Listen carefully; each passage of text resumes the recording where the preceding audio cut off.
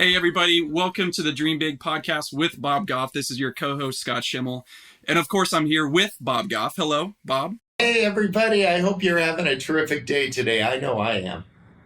Well, we're having a conversation around people's big dreams, their big ambitions. Everybody's got one, but not everybody knows what to do about them, how to move them from an idea to an actual plan, to actually make it realized. And we've got a conversation today with a good friend of yours, Elisabeth Hasselbeck. Would you tell us about how you got to know Elizabeth, what you appreciate about her, why we're having her on the show? We became friends with she and her family years ago in Nashville. She had moved there, and she was on the Upper East Coast beforehand and moved because she was making some transitions in their life for their family that made sense. And one of the things I love about Elizabeth, if you haven't experienced her before, is she's just got energy.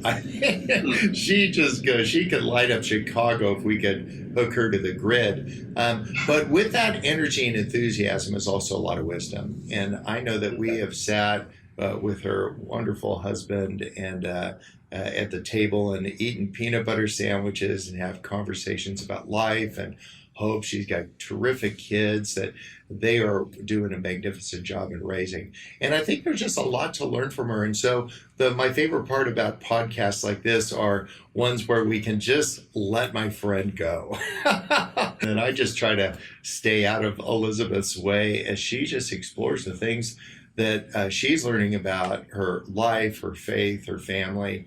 And she's got a lot to say about what happens when there's setbacks along the way, ambitions, and then things don't go the way that you hope to. And I've loved most her authenticity. I think I learn a ton when I'm with she and her husband about that. Well, let's listen in to your conversation with Elisabeth Hasselbeck. Hey, everybody. We're with my friend Elisabeth Hasselbeck today. And Elisabeth, how are you? I'm great, Bob. Thanks for visiting with me. This is fun. We both did this. We got on the podcast together. I know. How cool is that? Yeah, it's for those of you that haven't met Elizabeth before, and there would be very few, she's just a delightful mom and wife, and she's had so much that she's accomplished, but I would think that the people that know her the best know her in those terms. She's a person that loves God and loves the people around her really well. So I'm just delighted. We've sat across kitchen room tables together plenty of time eating sandwiches and talking, and you've got a delightful husband. And so anyway, thank you for making some time to talk today. Gosh, you have been a real gift to our family. And I always learn. You make learning really fun and easy about like everything. And our families learn so much from you. And I'm thankful to even have this time right now. But and all the times in between, I feel like you are, you hear sometimes half of life is just showing up for people. And I feel like you just show up like in big ways, and in the everyday ways and in the extraordinary ways. And you make them all like feel worthwhile. And I'm just thankful for that. I'm thankful to call you friend and to have shared a couple of PB&Js. It's fun. Yeah.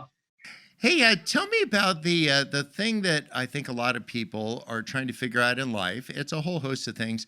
But for some of us, we have an ambition that we've wanted to do, and then we've just never been able to get there. Or we have an ambition and we got there, and then we wanted to change it. And so what I was curious we could do today is just talk a little bit about ambitions that you've had, and then when it worked and when it didn't, and what you learned along the way. So tell us like a little bit about you. For those that haven't met you before, just give us a little snippet of who you are and what you're about. I'm not an organized person. I'm kind of more like idea and feelings. But then I will work really hard to try to make those happen. What I really lack, and I wish I could I don't know if I missed something in school or college, is just like the management way of getting from that idea to making it happen so that my work ethic can have a direction. So and thankfully I married one of those guys because he's like he gets how to lay something out and make it happen. But I feel like my whatever it takes, I'll sweep the floor, I'll paint the walls, whatever it is. But all the steps in between on making that happen, I really struggle with. So I think it's understanding too, like what your gifts are, and that that's okay to not have them all.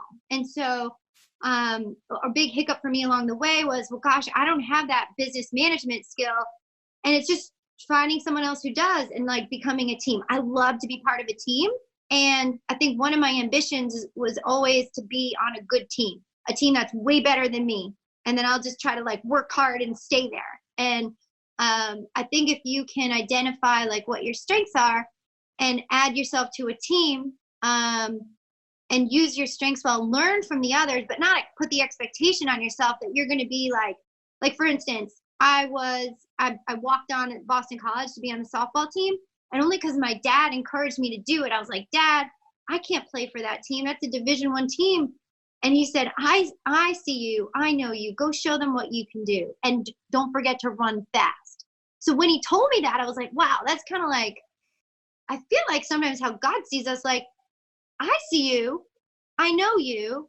Go show them who you are, how hard you work, I think is what he was telling me. And by the way, I know you're really good at pinch running and running fast. Go do that. So it's okay to take the thing you're naturally good at and see how that like can insert into a team situation, because I can tend to try to do it all. And I think that's one of the best examples for me of like, I made the team, but I didn't make it because I was like a home run hitter. I made the team because I could only run fast. Like my bat did not touch the ball. I was so bad at hitting from the right side. They're like, why don't you bunt from the left side? Yes. You know what I really like hearing? I love hearing that your dad was a voice in your life, somebody that can see something that you didn't even know was an ambition, and they start speaking these words into you. They say things that are true. They go like, you're actually a fast runner. And then you pause and you go like, you know what? I actually am. That's happened to me a number of times where people have spoken something over me that, and not in a big mystical way, they just said like, you're actually really good at that. And I could pause and then receive that and to say, actually, I think I'm actually okay at that. Well, so you did softball. You graduated. A lot of people know of you because you ended up on an island somewhere. Tell us about that. Was that an ambition, or did that like just find you, or did you find it, or? It became one. I think I feel like I always want to like contribute something, like what can I figure out about myself and what can I contribute? And so I really like being, like I said, I like being part of something that's pretty neat and hard, and figuring out like what I'm made of and what I can get better at. And so, and like where I can fit in. Like, I think one of my just natural gifts is like, okay, I'm on this team, like where are the holes and how can I fit in and do that? And I think I think the intrigue of that adventure, I wish I still had a lot of it in my heart. I think I exhausted my adventure tank, Bob. I mean, like, Oh, that's interesting. Yeah. And for those of you that don't know, there's the show Survivor, and Elizabeth was part of that. And so that really fed into this idea of, I love being on a team. I love to bring my gifts, kind of like Stone Soup. You throw in what you've got, yeah. and everybody gets fed. I've seen that with you so many times, that there'll be something that comes in and you just bring what you've got and just hoping that everybody's fed, but without the expectation that that's going to happen. For some reason, you're able to overcome some of the things that hold other people back from their ambitions. You ended up doing Survivor, then you ended up on the television. Can you tell us a little bit about what it is that caused you to make that transition that some people don't? They have an ambition, but they feel like it's just out of reach. They just can't get there. And somehow you navigated that. And so, look in the rearview mirror. Can you give us some tips on what it was that help that happen? I think mentors have really helped me along the way, like having someone that either spoke something into me or was willing to teach me something. But in order to learn something, you have to admit you don't know something. That's one thing I've learned along the way. Like, pride can really stop someone because you're trying to like chase this thing and be like, I've got it, but you're really just chasing it and trying to get there. So what it requires is like a forfeiture of your pride. So like, I don't know. And finding that person you can trust to be like, hey, can you teach me? Like, I think we've almost lost a little bit of that in a practical way sometimes, where Like I think of, and only because I studied shoe design, I had an awesome mentor. I had two things happen. I really wanted to do something creatively, but I came out of college, for instance, with a ton of loans, but I knew I could draw, and I knew I had ideas. And my now husband's dad gave me an opportunity to, he said, well, why don't you do an internship at Reebok? And that's where he worked. And I could have said, you know what? I don't want someone else paving a path for me or making it easier for me. I think it required me saying, I couldn't get there on my own. I'll take you up on that. I'm going to pay it back in my hard work. I'm going to pay it back in my curiosity. I'm going to have the courage to ask a lot of questions because I don't know what the heck I'm doing. So any job that I've had, so if it's shoe design, you'd consider a survivor skill job. And then even The View and Fox, I was not qualified for any of those jobs, not one of them. So like, even when I look back and I'm like, gosh, I went in everything I needed to learn for that job. I learned on the go. I learned on the job. And so I think it's being willing to learn on the job and being coachable, and then identifying like a mentor who's willing to like teach you some skills and like identify roadblocks along the way. But I will say this. I think because the one thing that was hard for me was when I would try to overcompensate for my lack of what I believed in myself.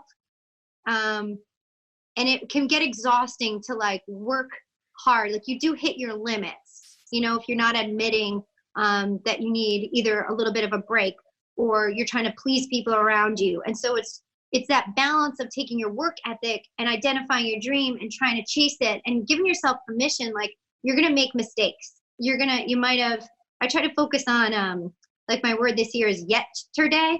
Like what's your yesterday? Like there's your yesterday, and my yesterday is like full of a lot of like fun things, but it's full of a lot of mistakes. Like I've been fired a couple times. Which is great. That's awesome. I remember my grandmother telling me that you're no good until you've been fired once or twice. And so there's something really clarifying about that. Like you seem to navigate ambiguity really well. Like it's just like ambiguity seems like your friend. Like that if it's ambiguous yet, you have a lot of clarity in your life. You're very strong. I've experienced you that because you're strong and confident, yet you're very tenderhearted. Like I've seen you tear up over so many things that would might not have other people tear up. But how do you navigate that as strong and capable, yet at the same time, like have the ability to feel deeply? So how has that worked itself out when you've faced some difficulties along the way? You had a beautiful ambition, you're moving towards it, and then somebody either says something hurtful or does something hurtful. Can you have got any tips for us? Yeah, and I think sometimes if you're a good teammate, you know, and I think being a good teammate is part of like making your ambition happen, because you have to figure out where you slot in and like where you can help the whole. I don't think there's anything better than being part of a whole that's really greater than yourself.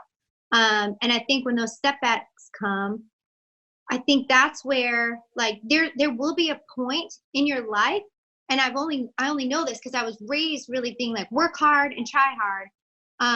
And I hit a point where no matter how hard I worked, no matter how hard I tried, no matter how much I cared, and I cared deeply, like I feel all the feels, like, and that can get me like, oh, you're next. You're like, well, I've been trying and I can try a little harder, but it's not. What do you mean I'm fired? What do you mean I'm not wanted here? And listen, that hurts. And I think it's like, it'll knock you down. And I've been knocked down before.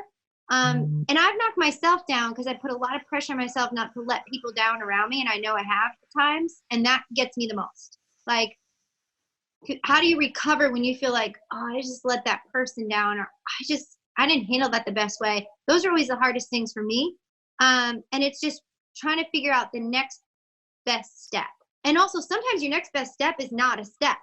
It's okay to like pause, you know, like I think of, yes. So going back to my pinch runner days, I was like, one time I got in the game and it was like a championship game and my coach put me on second. I slapped the girl's hand. She went back to the bench. I'm like, whoo, walk-on's going to save the day.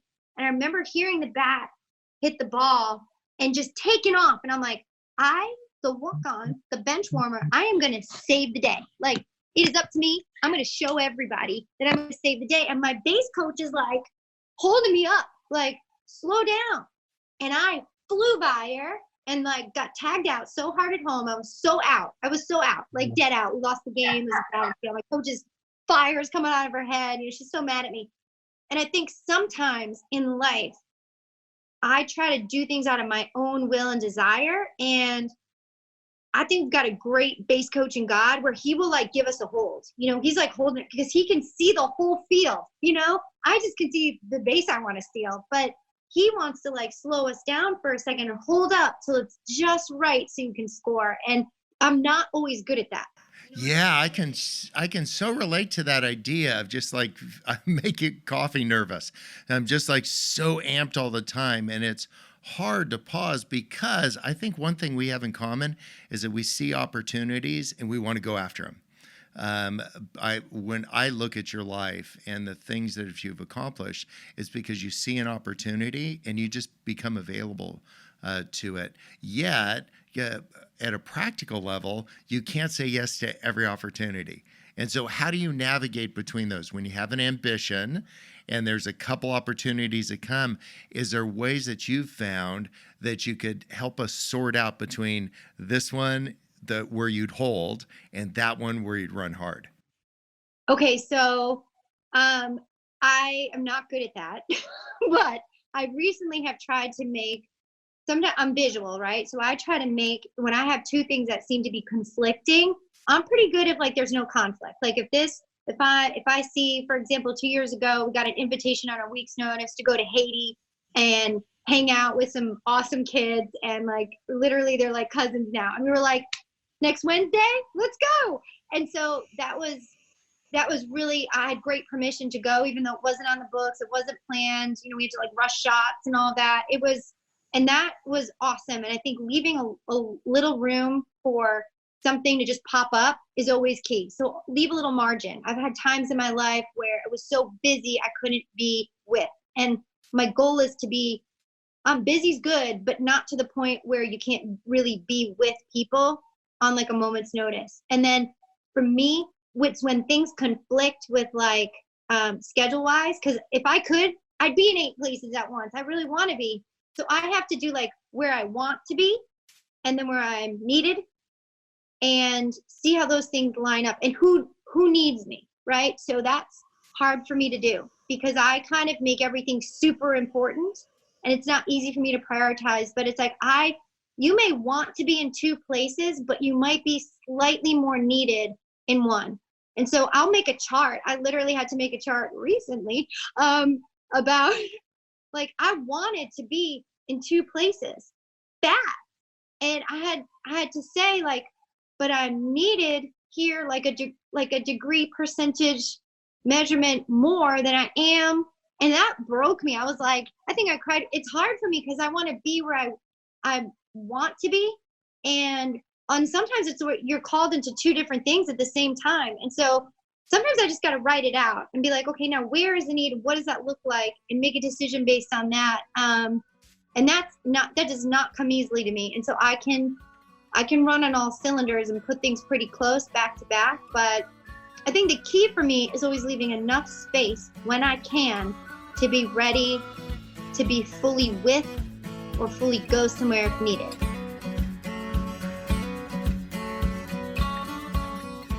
We want to let you know that this month we've got a freebie that we want to send your way. It's called Declaring Your Big Ambitions. Here's the idea. You might not be clear about what your big ambitions are. So we've got this downloadable PDF to help you sit down with a friend, a cup of coffee, a journal, and a pen for a couple hours on a Sunday afternoon and walk through the questions in this PDF about how to define what your dreams are, what your ambitions are for your family, for your career, for the kind of person you turn into, the problems you solve in this world, even the ways you seek to be generous to others. So check out the show notes. That's where the link is to download that PDF, or go to the website dreambigframework.com and we'll make it available to you. Download the PDF, grab a friend, and have a big conversation about your big ambitions.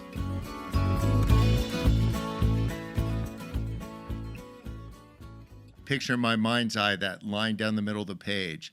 Want to do, need to do. And then also you could think of that in terms of capabilities, like all of your years on The View, like very capable of doing that. But that difference between being capable and being called. And so that idea, at some point, you felt like you just wanted to be back with your family. Like that idea. Tell us about navigating that, moving from that professional life to this. You said you got fired, but I feel like that was the best thing at that point that could happen, because you'd be back with your family.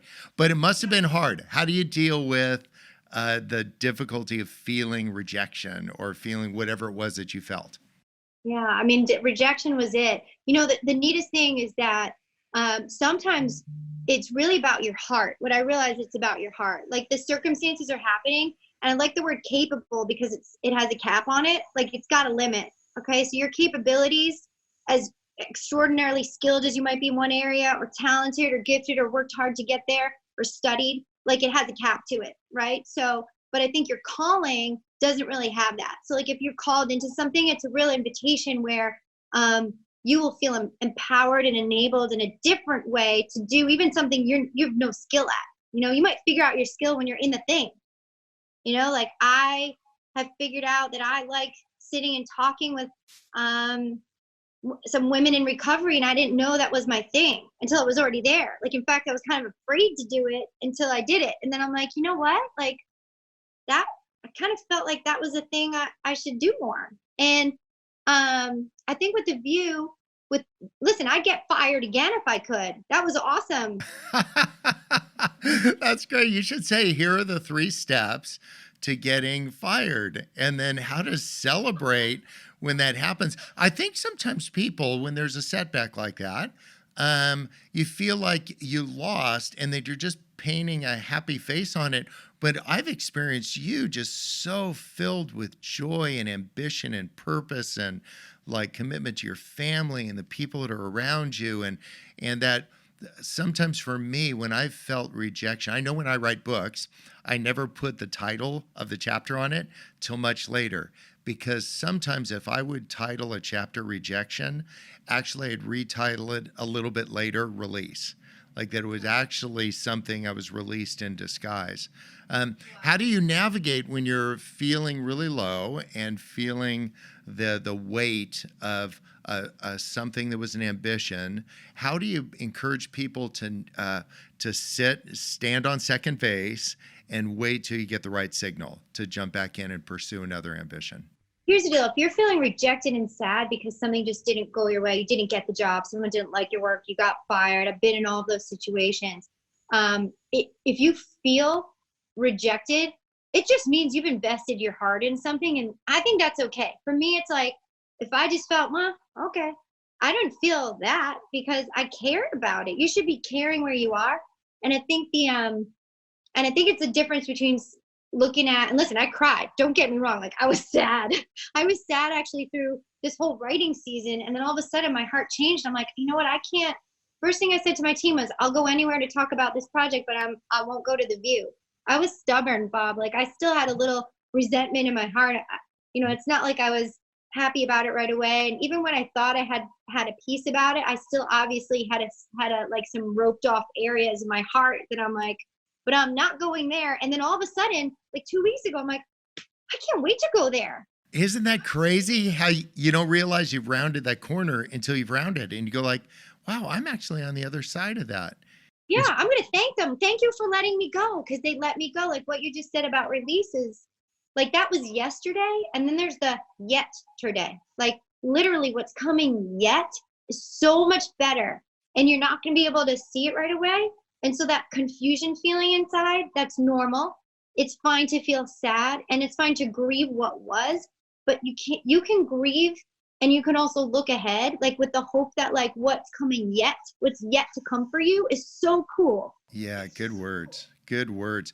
Like the whole idea of living in constant anticipation, yet not being tied up with what you do, but to always be wondering, like, who is God making me? People experience me. I'm like the balloon guy. I'm like always happy and all that. But my friends know that I'm actually like deal with insecurity and all the other things. And what I found early on in my life is that I could mask feeling really insecure by just being really funny. But at some point, we need to just say, like, it'll be a firing, it'll be a tragedy, it'll be a loss in our lives that lets you get real back about, what stuff do I need to deal with in myself so I can be really authentic. And as I've experienced you, you're just a really authentic person. And I think that's what comes through in the discussions that you have, all the conversations we've had. I want to, before we run out of time, talk about this book. You have a book coming out. Tell us about it. What is it that I've got a copy, so I'm reading it. But what's everybody else going to find? Well, first, I have to say one thing too. I think one thing that I experienced, it was actually like one of those moments. It was after I kind of closed out writing. But when I went to your Dream Big framework, like 3-day solid of identifying like who you used to be, that really fully unlocked some things in my mind and in my heart of like, hey, by the way, like you're still that creative person. By the way, like there are steps that have to take, but you can't do the practical steps until you do the steps in here. And you kind of like unlock the fears, like what's really holding you back? Well, I'm afraid to let my family down, or I'm afraid to fail at it, or I'm afraid that it won't work, or I'm afraid I won't have time. When that was so helpful to me to go through that process. I'd never done anything like that, where you kind of like shed all the stuff and go back to who you were created to be so that you can continue to be who you are. Like, I love that. Like you've instilled so much in how I even talk to my kids. Like, you'd say like that Elizabeth thing that's going, like, keep doing that. So I'll look at Isaiah now and I'm like, hey, that Isaiah thing, like, you got it, dude. Come on. Yeah. Remember, and you really helped me remember like that young, unafraid, unhurdled like kid and who that kid was created to be so that I can continue to let God do what he's doing. And so I'm so thankful. That was an awesome set of days. And I'm just grateful we were talking about having a picture of yourself when you were 10 and just looking at that 10-year-old Elizabeth or little Bobby Goff, or for if you're listening, like get a picture of yourself when you were 10 out and then start talking to that person to say, what were you hoping for? Who were you? What are your ambitions? And then to say some of those got lost along the way because you've changed, but some of them just got stifled because somebody said something mean over you or untrue over you. You weren't good enough. And I want to just get back to that childlike faith, like that. Bring that little 10-year-old everywhere you go. You brought your 10-year-old when you started writing. Tell us about this book. The book is, thanks for asking. It's called Point of View. It's not a book I thought I'd write. My ambition was actually not. It was so funny. I was like, now that I'm, I left The View, not on my own terms, left Fox on my own terms. And I was like, okay, now I've got to do nothing. And I felt like God was like, oh no, we've got some work to do and it's in your heart. So isn't that crazy? Was it painful at times to write down all these things that happened, kind of revisit what happened and to say, made me understand like how I'm like more clearly how I'm like WH wired, like why was I on Survivor and why was I at The View and why was I at Fox and why was I like, I went back to all the whys in the whats, and so I feel like I got to and what I got to see, because I'm not a journaler, I don't take notes every day, I probably should, but having that like long scope and kind of getting behind the lens of some great teachers. I'm talking to one right now, and really the lens of grace to kind of see everything, not how I would see it on my own, but through that lens of like grace, where it's like, what's the good that came out of that? What's the bright part of that? Like, what did I learn from that? How did I grow from that? And so it's kind of a look back through a different lens, one that I didn't even know that I needed. And so it's just, for me, it's just kind of how, and I think we all have a story. We all have a book. We all have something to write. And I just felt like it was an obedient thing to kind of write it. Like, all right, I'll do this. I'll take that challenge and I'll see what's going to happen. And it let me kind of walk through relationships, and really in the process of doing it, I hope that if you read it, you'll see that sometimes you can just see things a little differently.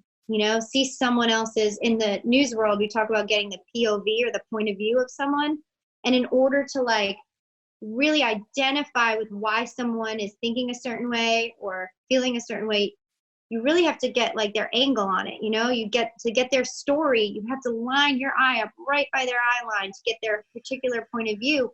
And listen, there's a 360, so I think the best thing to do is to find great teachers and like line up behind how they see something. And don't forget that like you see things your own way too. And so I'm really thankful to have the chance to kind of line up behind some great teachers and see things how they've taught me to see, and ultimately like how God wants us to see even ourselves. Like, cause I'm really hard on myself, man. I'm like, I have to write on my mirrors, Bob, like, you are cool, you're creative, like you're good. Cause there's a lot of room for lies all day to sneak in. Isn't that crazy how that works? And then some people will misperceive. They'll see you and that you're bubbly and you're fun and engaged and that. And they think, well, for you, like life's been just so easy and great. Then you go like underneath that veneer is like, wow. And it's authentic. You're full of joy and happy and all that. But experience pain. The reason that I think your book will be so good for people is the authenticity to say, like, you don't claim to have all the answers, but you can say, what I've done is I've taken a look in the rearview mirror. I've seen these things. I've seen where God showed up. I've seen where grace has shown up. In that sense of heaven leaning over the rails in anticipation. And as I've experienced you these years, you're somebody that leans over the rails in my life and in the lives of the people around us, anticipating what we'll do next. And it makes us want to do more things. So I'll tell you, when you read this book, you're not going to want to be like Elizabeth. You'll want to be like Jesus. It's beautiful. You're awesome, Bob. Thanks for being just Bob. Well, Ed, thank you for making a little time today to talk, and blessings on you and the family. And I can't wait. You guys, it's a point of view and it's out, and get this book right away. Well, Bob, I loved listening in to your conversation with Elizabeth. I took a bunch of notes. She is gritty. She's resilient. She knows how to hustle. And that's a big part of pursuing your big dreams, right? Yeah, some people are waiting on the sidewalk for them to pull alongside and jump out of the car and then pull you back into the car and leave. With the dreams that are the ones that are worth pursuing is where you're constantly saying, why am I doing what I'm doing? And for those of you listening, I hope you're asking that question with the job that you have now, with the things that you're spending your time. Why am I doing what I'm doing? And if you need to make a change, then welcome that, celebrate it, and to say, what is next for me? And when I look at Elizabeth's life, she is just living with a ton of anticipation and hope. She has a lot of clarity about why she's doing what she's doing, and she has clarity about why certain things have happened in the past and what she learned from them. She also strikes me as somebody that doesn't have it all figured out. But yet when she sees an opportunity, she goes after it, works hard, does whatever she can to add value, and then something magical kind of happens. That seems to be a part of anybody that pursues something great. I think I have it figured out, but I'm going to figure it out as I go. Yeah, the beautiful saying in the South, to be where your feet are. She's actually very self-aware, which would be super good for all of us to just say, how are we actually doing and how are we feeling about that? And to say, I'm not going to let my mind drift to, 10 years from now. I'm just going to say, be right here, right now, and say, what do I need? And then to say, who do I want to become? And to be willing to have the guts and the grit to make the life changes, to just move in the direction of who you want to become and these relationships that matter the most to you. Well, that self-awareness you talk about, I think, is key. And it takes some time, right? It's a process to sit with yourself and think about who you are. There are literally apps for that, to figure out how am I wired, what's my Enneagram number, what are my strengths finder, but it's so much more than that. And I think that's why I love the live workshops you do with Dream Big, because you get to spend a couple days really becoming more self-aware, sitting with yourself, getting to know about your dreams, getting to know about how you're wired. Is that what you see happening in those 2 days? Yeah, so it's taking an ambition. Like, say we have this ambition, I want to be happy. I mean, like, who doesn't? But to Right. say, okay, well, let's drill down on that. What does happy look like? What does that mean for you? And to say, well, I want a great family. Well, then let's dig down a little bit and say, what does a great family look like? Does that mean adoption might be for you? Does that mean the baseball team might be for you? Whatever it is, but to get really clear about that, I decided when my family was young that I was going to work 9 months a year as a lawyer and take 3 months a year off and just spend with my family. Now, I thought it was a terrific idea, but it turns out the partners, the 25 other partners at this law firm, didn't think that was a terrific idea. They thought I was nuts. So you know what I did? I quit. I just said, I'm out.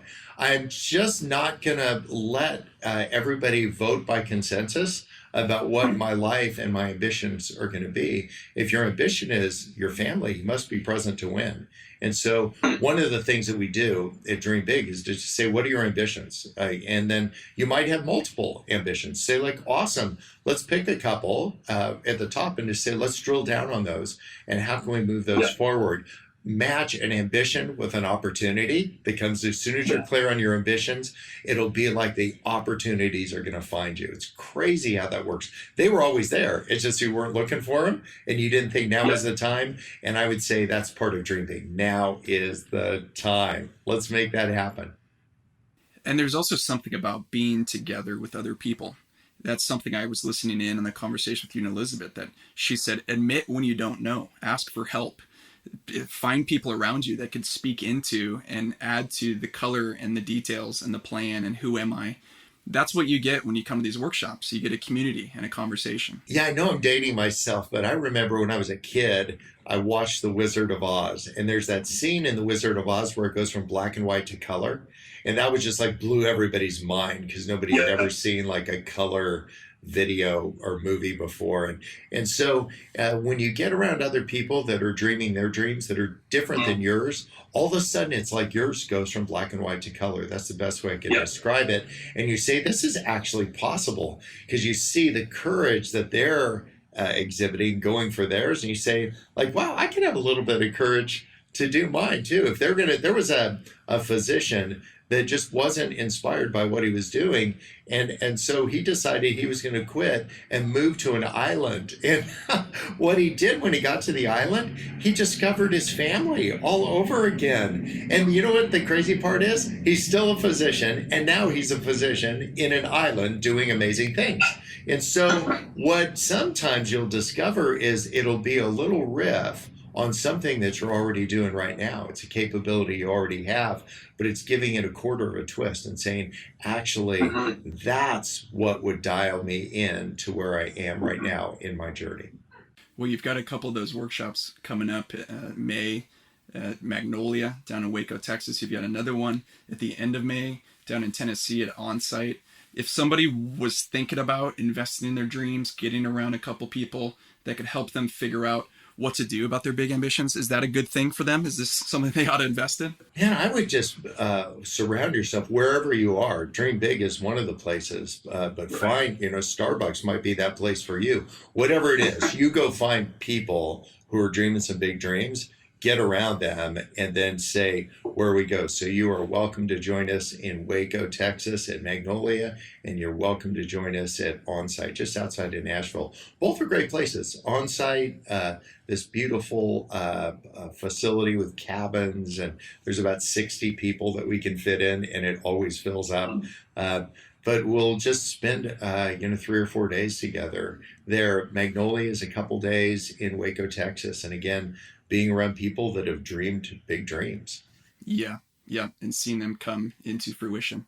Well, everybody who's interested, go check out dreambigframework.com. We've got all the details on there about the upcoming live workshops, and keep on listening to more conversations with Bob and friends on the Dream Big podcast. Thanks a lot, Bob.